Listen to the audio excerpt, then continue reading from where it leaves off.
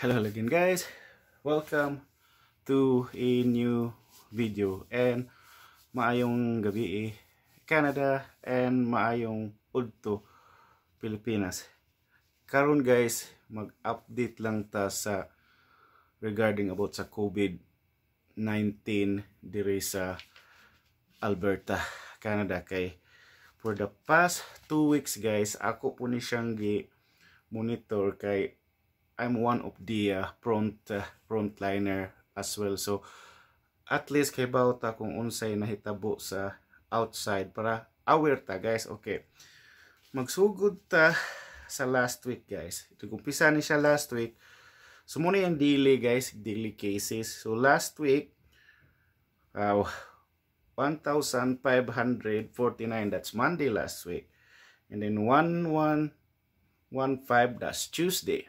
And then Wednesday 1265, 1077 Thursday, and 1227 Friday, and 1731 Saturday, and 1608. So that was last week.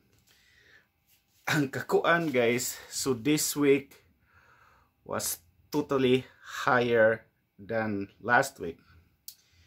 So please guys, stay home and do not take any chances.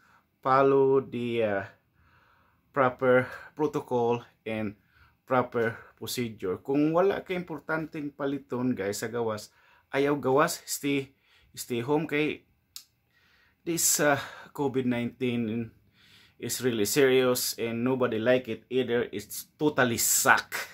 Yeah, you just like, just stay home, stay safe, don't panic, stay cool, and stay healthy guys. Okay, so for this week guys, okay, Monday 1733, so Tuesday 1307, and by Wednesday 1685. So that's way higher than last week.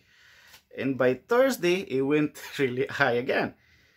So 1854 active new cases, and then by Friday 1828. And yesterday it's a bit higher, was 1879, that was Saturday. And Sunday today, it's the same guys, nothing was changed. So 1836 new active cases guys. So please guys, stay home, stay safe. So ari na lang ta kutob ang atong video guys. So thank you for watching guys. I'll see you in the next one. Peace out.